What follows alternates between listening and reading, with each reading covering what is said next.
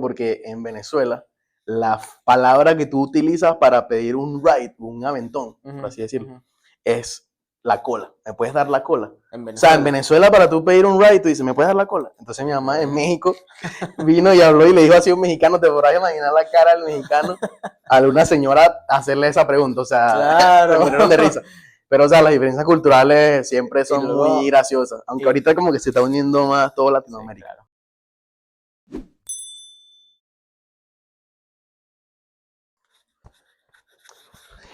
¿Qué ¿Qué pasó, onda, hermano? mi Dieguito? ¿Cómo estamos? Estoy bien aquí emocionado por nuestro primer capítulo en Sí, este señor. podcast. Bueno, Dieguito, ¿de qué vamos a estar hablando hoy? Bueno, primero nosotros estuvimos hablando muchas veces y nos dimos cuenta que hablando, compartiendo nuestras historias, tus experiencias, nos sentíamos mejor después de hablar, ¿cierto? Sí, ¿Sí o no? correcto. Entonces, de ahí nos salió esa idea de hacer esto. Entonces, ¿qué vamos a hacer? Nosotros vamos a hacer un amigo para ti, que simplemente vivimos cosas, experiencias negativas, positivas, que obviamente de eso que aprendimos nosotros, lo compartimos y lo que te sirva, tómalo. Y lo que no te sirva, déjalo simplemente. ¿Qué Sí, opinas tú? exacto. Al final de cuentas, vamos a tratar de compartir, pues, como anécdotas, experiencias y también, ¿por qué no?, consejos que básicamente queremos que ustedes lo tomen como un crecimiento, ¿no? Y que les pueda ayudar de alguna forma. Bueno, entonces vamos a hablar de todo un mundo de temas. Sí, o sea, vamos a hablar de temas como psicología, finanzas, inversiones, amor, salud, todo tipo de cosas que literalmente un ser humano teniendo todo ese conocimiento puede tener el éxito, porque está relacionado completamente con cosas que ni siquiera nos imaginamos, porque vienen directamente de la raíz. Por eso se Exacto. llama raíces mentales, literal. Exacto, mencionaste ahí algo súper, súper puntual, ¿no? Que todo ese conocimiento que nosotros tengamos. Y no nos estamos haciendo referencia como que a historia, a estudiar matemáticas o todo esto, ¿no? Sino es como que un poquito más profundo en cuestión, pues como del subconsciente y cómo afecta esto en nuestras decisiones del día a día.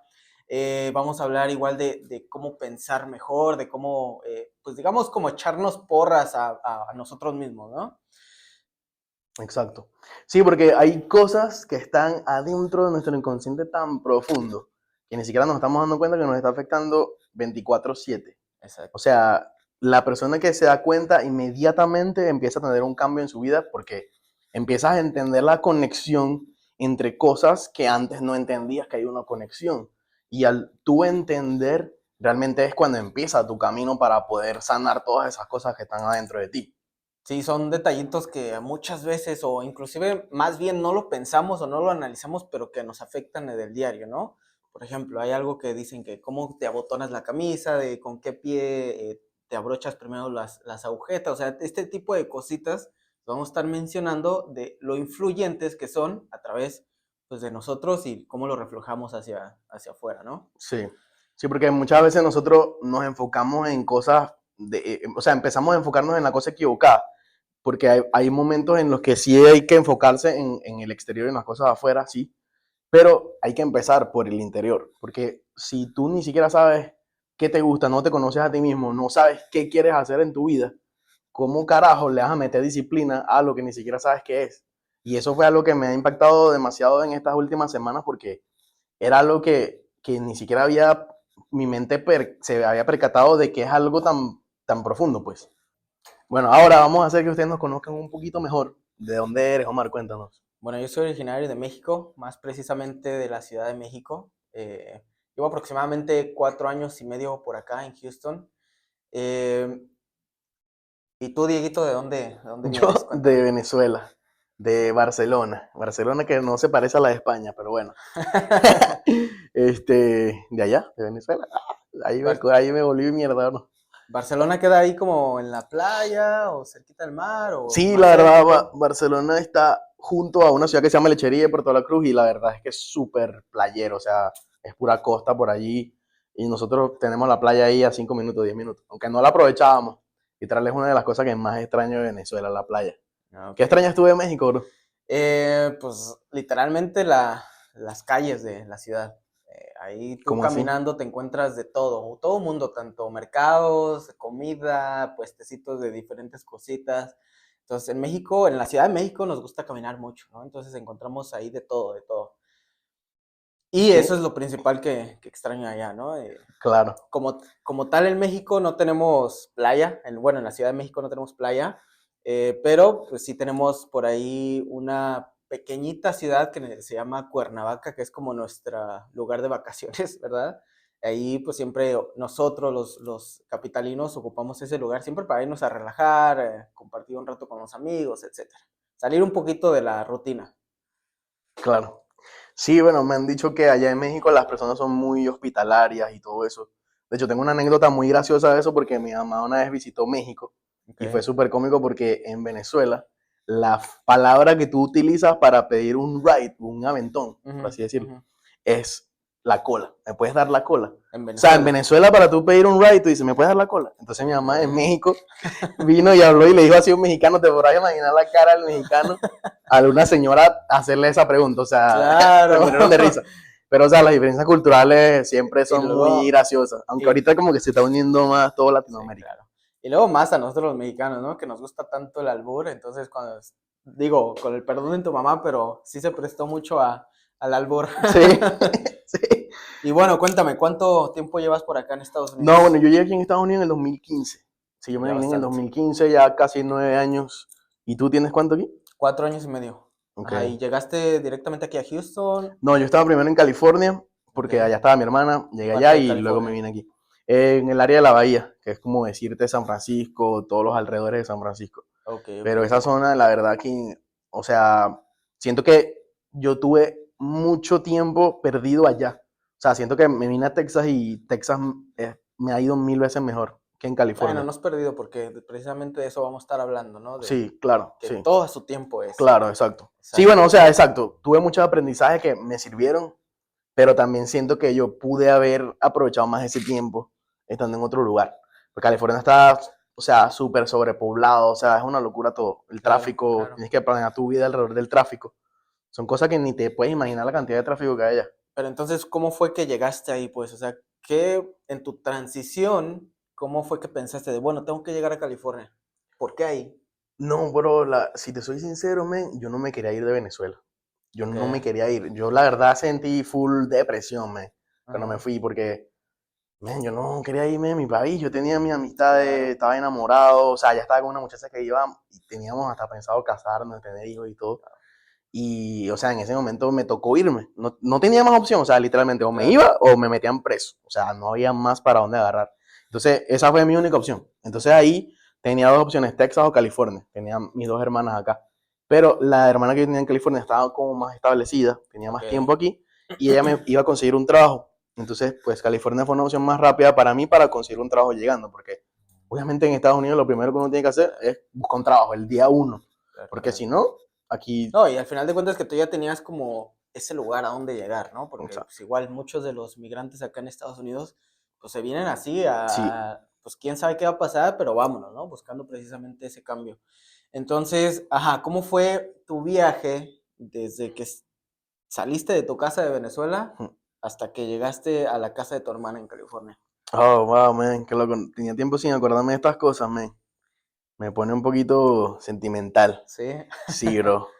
Tenía tiempo sin hablar de esa muchacha también. claro.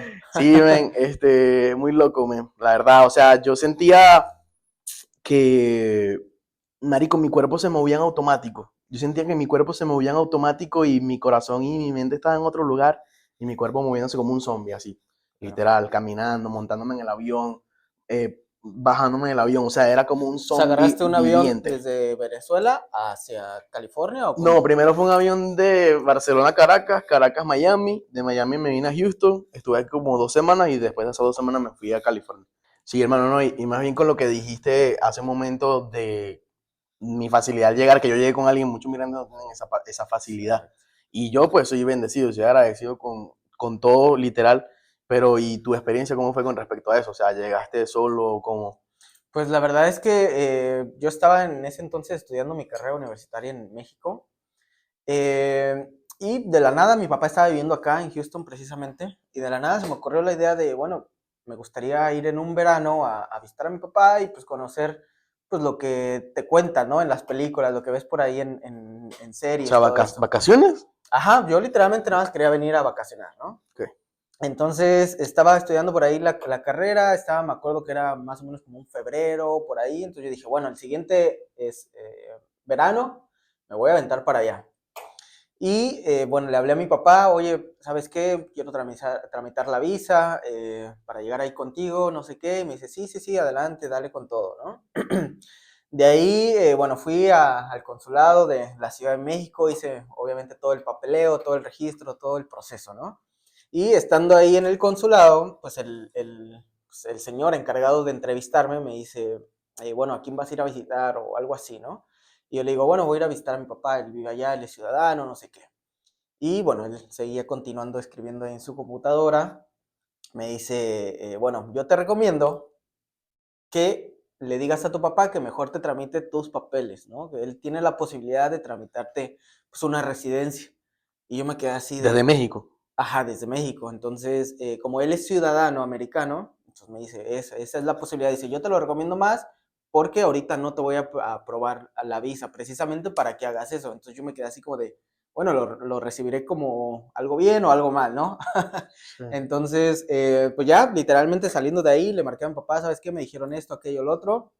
Y él me dice, sí, no te preocupes, ¿sabes qué? Mejor me voy a centrar en eso y así ya tienes la posibilidad, pues, de estar saliendo y viniendo, ¿no? Y tal cual, o sea, él se empezó a mover, se empezó a tramitar los papeles, pero no solamente me tramitó a mí, sino también tramitó a mi mamá y a mis hermanos, ¿vale? Mm. Y así quedó, ya no se volvió a tocar el tema, para después mi papá ya nos avisa, ¿sabes qué? Ya salió su cita para el consulado, que está en la ciudad de Juárez, tienen que ir para allá a una entrevista. Entonces yo me quedé así como de, hoy, porque la entrevista era en un octubre, los últimos días de octubre, ¿no? Entonces, eh, yo estaba cursando el penúltimo semestre de la carrera, o sea, eran 9 semestres, ya estaba en el octavo.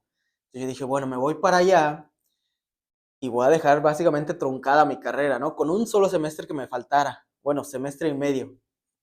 Entonces ahí me puse a analizar las cosas, era como que cuando te acuestas en la cama y nada más ves a la nada, ¿no?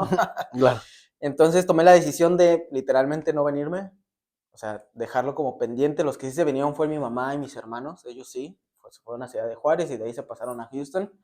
Y yo me quedé allá en Ciudad de México viviendo solo. Entonces, para lo cual mi papá me había dicho, porque yo ya estaba próximo o ya había cumplido los 21 años, ¿no? Que es como que ya te haces como legal literalmente acá en Estados Unidos. Entonces me dice, si perdiste esa cita, ya literalmente ya no hay vuelta atrás, o sea, ya no se va a poder recuperar el tema. Entonces yo decide, uy, pues ni modo, ¿no? Me voy a tener que quedar acá, voy a tener que sacar mi visa y pues de ahí visitar a mi familia. Esa era como que la idea. Para lo cual, o sea, son cosas como del destino, ¿sabes? Porque yo, pues obviamente salía con mi primo, que era, pues, bueno, y eso creo que ya no. Bueno, yo salía con mi primo allá en México, que era con la persona que más me juntaba, y él tenía una novia en ese entonces, que sus papás precisamente estaban en Estados Unidos, no recuerdo qué ciudad, ¿verdad? Eh, entonces, mi primo le cuenta a su novia, por casualidad, su novia le pregunta a su papá y su papá le dice que independientemente de que yo ya tenga 21 años, él puede como recuperar el caso, mi papá.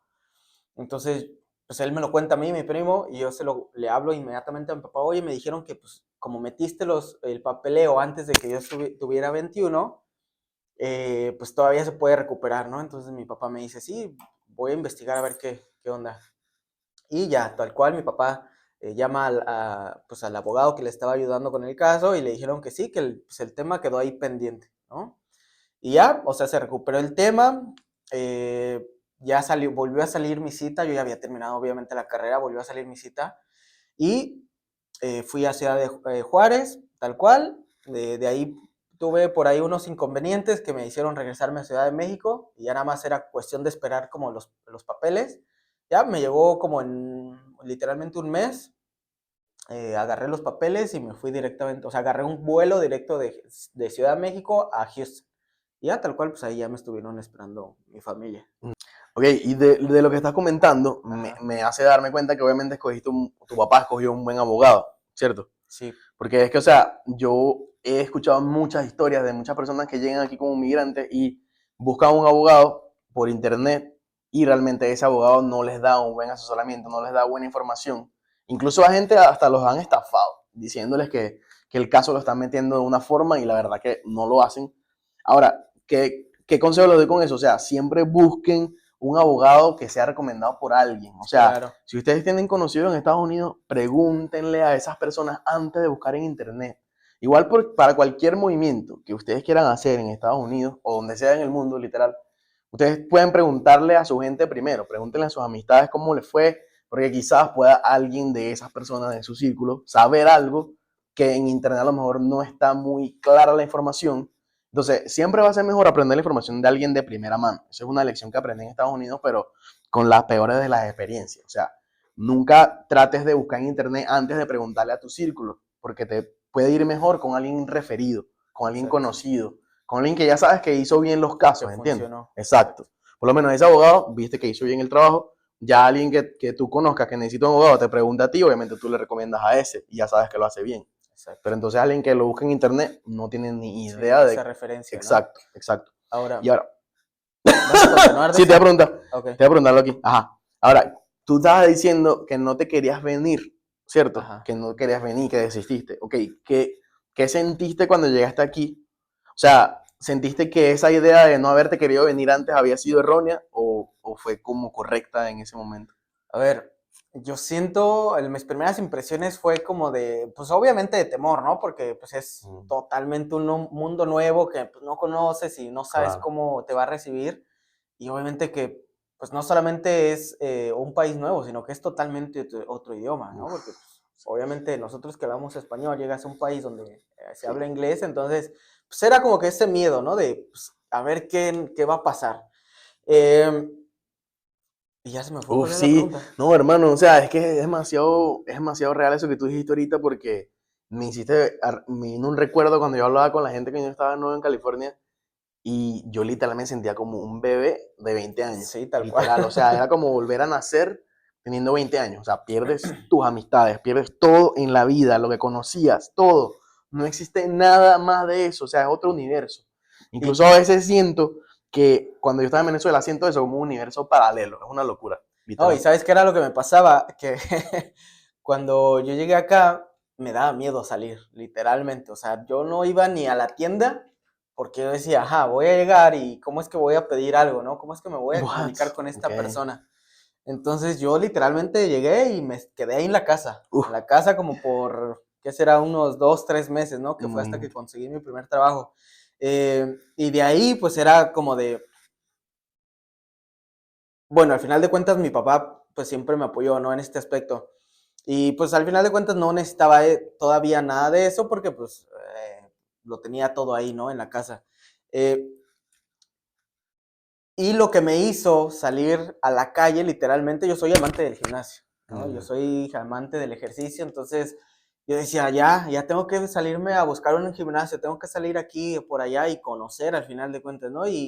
Las primeras veces que salí, pues agarraba la bicicleta y me salía así a recorrer todo lo que era alrededor de donde vivimos. Y ahí fue como empecé a ver las casas, ¿no? Empecé a ver las calles, todo lo que conlleva lo alrededor.